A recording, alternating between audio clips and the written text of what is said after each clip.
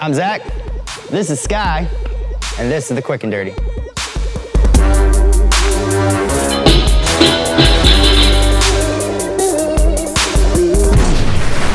All right, so what we're gonna be covering today is the bottoms up clean. We're gonna make sure you guys got that dialed in, and then we're gonna add a little flavor on the end and show you how you can incorporate that into some bottoms up carries. But first things first, you guys wanna make sure that you're actually gonna be getting this thing up correctly. Now what we're gonna start with is just a lighter kettlebell, and a lightweight goes a long way when you guys are working with these movements. So make sure you're not letting your ego get ahead of you. A bigger bell isn't always gonna be better for this stuff. I just have a 35 right here, a 16 kg, whatever you wanna call it. Now when I'm gonna go to start with it, there's gonna be two different ways I'm gonna show you guys on how to get this thing up.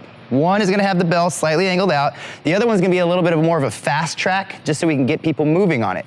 Now ideally, we are gonna have them set here so we can go with the thumbs back rotation, all right?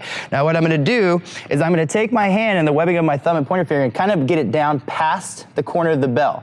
In doing that, it's gonna allow me to get a little bit more meat of the bell in my hand, which is gonna allow for a better position up top. Sometimes it'll be back a little further. Right now, I want you guys to start with that corner of the bell, so we're getting that bell into that stabilized position.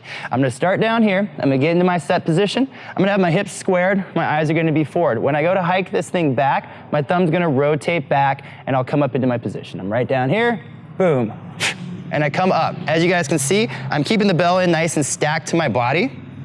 And it's not creeping out here currently. We're gonna take it out there in a bit here. Right now, we're just focusing on the clean. So here I am, it comes back.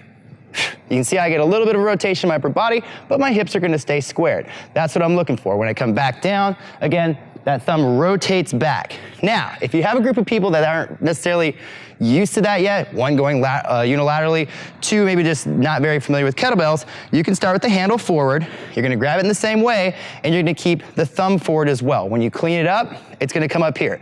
Again, if this is a new group, have them touch the bell slightly at the top to kind of block it. Once they feel comfortable with that, they can start bringing it away. Again, we're looking to get this stacked here. That corner gives me that. If I was to move it out here, I should be able to hold it because I teach kettlebells all the time. But other people might get it all over the place, and we don't want that bell getting out away from us. So again, one more time, down here, get in the corner of the bell.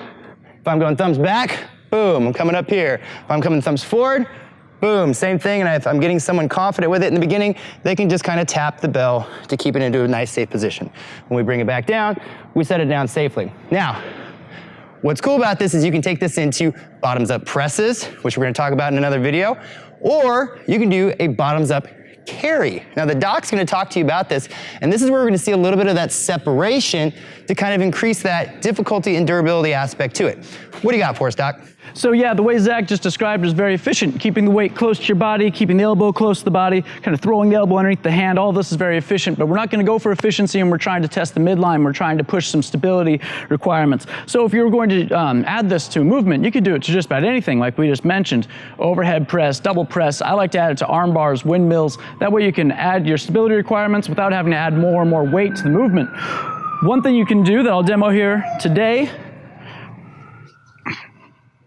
is you can take this from your efficient position, drive it out to more of a 90-90 position, and work this into your weighted carries. Now, if you're gonna weighted carry this one, it's pretty useful to pretend you're stepping right over the top of a hurdle, accentuating that unilateral demand as you head across.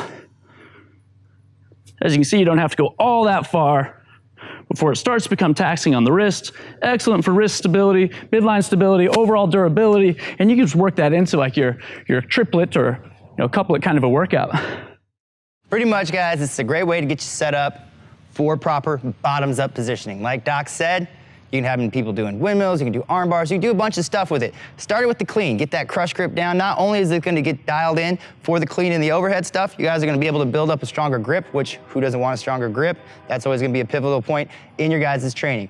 But get them dialed in first, add it into different things as far as carries and whatnot. For warm-ups, cool down, strength sessions, you can do a lot with this style of movement, guys. You can find that information by clicking on the link above. You can see where you can plug it into programming. You can see other movement videos that we have set up for you guys to get going on this.